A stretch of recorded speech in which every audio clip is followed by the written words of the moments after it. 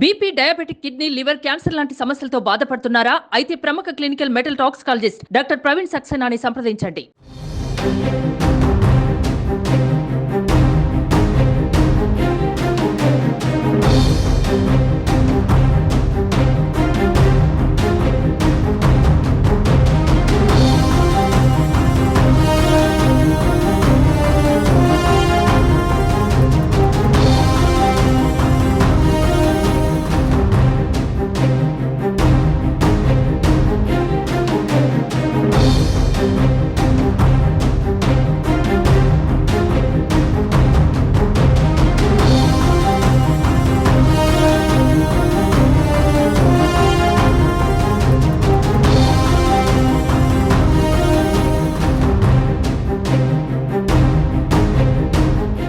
AP ఎన్నికల్లో ఈసారి record స్థాయిలో పోలింగ్ నమోదైంది.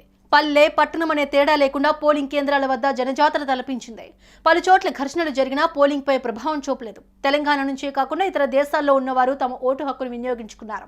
గత 2 ఎన్నికలతో పోలిస్తే ఈసారి భారీగా పోలింగ్ నమోదయ్యే అవకాశాలున్నట్లు అధికారులు అంచనా వేస్తున్నారు.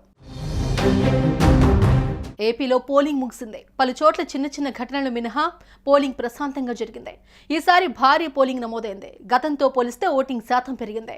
అర్ధరాత్రి 12 గంటల వరకు ఏపీలో 78.36% పోలింగ్ నమోదైనట్లు అధికారులు తెలిపారు. పోలింగ్ శాతం మరింత పెరిగే అవకాశం ఉందన్నారు. ఇంకా పలు పోలింగ్ స్టేషన్లకు సంబంధించి ఓటింగ్ పర్సెంటేజ్ రావాల్సి ఉందన్నారు. ఆ తర్వాత పోలింగ్ శాతం ఎంత అన్నదానిపై పూర్తి స్పష్టత రానుంది. ఉదయం నుంచే పోలింగ్ కు అనుకున్న దానికంటే ఎక్కువ మంది వచ్చారని అధికారులు తెలిపారు. ఇక ఉత్తరాంధ్రలోని 3 జిల్లాల్లోనూ పెద్ద ఎత్తున పోలింగ్ జరిగింది. ఉదయం 7 గంటల నుంచి ఓటర్లు బారులు తీరడంతో భారీగా ఓట్లు పోలయ్యాయి. ప్రస్తుతం పోలింగ్ ట్రెండ్ ప్రకారం 80% ఓటింగ్ దాటేలా కనిపిస్తోంది.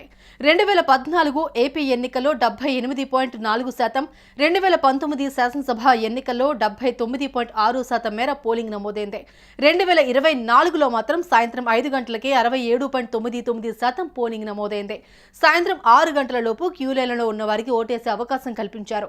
దీంతో ఈసారి పోలింగ్ 80% దాటేలా కనిపిస్తోంది. జిల్లాల వారీగా పోలింగ్ శాతంపై అధికారులు అంచనా వివరాలు ఇలా ఉన్నాయి.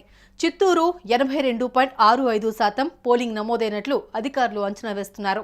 అనంతపురం 79.25%, బాపట్ల 82.33%, కోనసీమ 83.19%, అల్లూరి 63.19%, ఇక ప్రకాశం 82.40%, ఇక నెల్లూరు విషయానికి వస్తే 78.10% పోలింగ్ నమోదైనట్లు అధికారులు అంచనా వేస్తున్నారు. తిరుపతిలో 76.83%, చిత్తూరు 82.65%, అనంతపురం 79.25%, బాపట్ల 82.33%, ఇంకా కోనసీమ 83.19%, అల్లూరు జిల్లాలో 63.19%. ప్రకాశం విషయానికి వస్తే 82.40% పోలింగ్ నమోదైనట్లు అధికారులు చెబుతున్నారు. సుమన్ టీవీలో మీ పర్సనల్ అండ్ బిజినెస్ ప్రమోషన్స్ కోసం కింది నెంబర్కి కాంటాక్ట్ చేయండి.